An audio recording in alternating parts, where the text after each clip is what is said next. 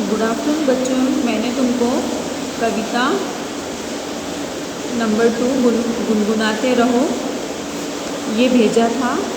आज मैं उसका अर्थ तुमको बता रही हूँ। सभी बच्चों ने ध्यान से सुनना है और एक एक पैराग्राफ का अर्थ अपनी कॉपी में लिखना है। जब कभी आस की मन में बजे सहनाई तेरे, उस समय तू गीत सारे भोर के ही गुनगुनाना। मानता हूँ हर जगह पर हर दिशा में है अंधेरा, और दिखे ही नहीं जब नेह किरणों का बसेरा। नेह किरणों का यदि दीपक पड़े तुझको जलाना, उस समय तू गीत सारे भोर के ही गुनगुनाना। इस कविता में कवि ने भोर को, भोर यानी सुबह सुबह, हम बोलते हैं ना तुम्हारी भाषा में पैटिया, यानी सूर्य निकलने के पहले का समय। तो कवि ने भोर को आशा का प्रतीक माना है। कवि का मानना है कि व्यक्ति के जीवन में जब आशा का अवसर आए तब उस समय भोर के गीत गुनगुनाना चाहिए। कवि कहते हैं, कवि का मानना है, मानव के जीवन में यदि हर कदम पर हर दिशा में अंधेरा फैला हो और कहीं भी प्रेम की किरण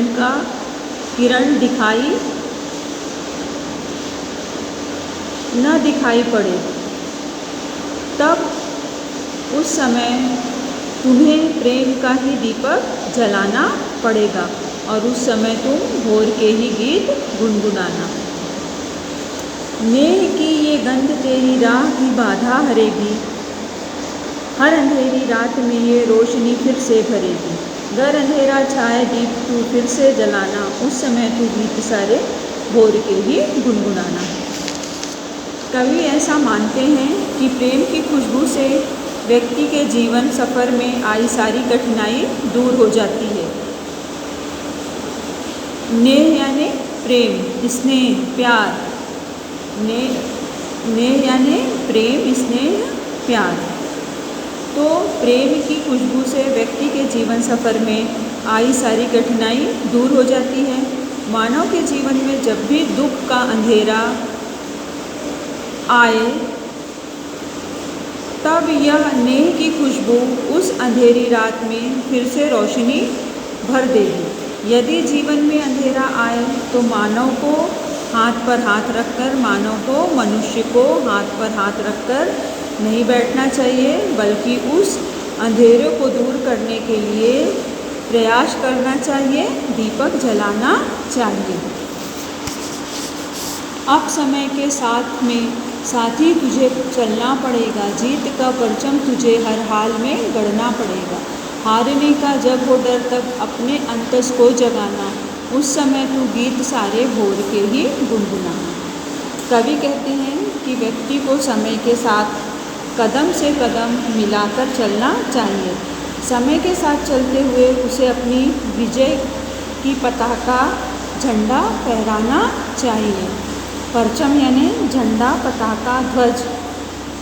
यदि उसके मन में हार की शंका हो, हार का डर हो, तो उस समय अपने अंतःमन यानी अपने हृदय को जगाना चाहिए। गीत में स्वर लय का गुंजन भी तुझे भरना पड़ेगा और नव छंदों को भी उसमें तुझे जड़ना पड़ेगा। गीत में संवेदना में भावों को होगा गाना, उस समय तू गीत साथी दर्द के भी गुनगुनाना। कवि सलाह देते हैं, कवि ये कहते हैं कि आशा के गीतों को हम लय सुर में गाना चाहिए और इन आशा भरे गीतों को हमें छंदोबद्ध करना पड़ेगा। हमें ऐसे आशा के गीत गाने पड़ेंगे जो संवेदना से सरोबार हों।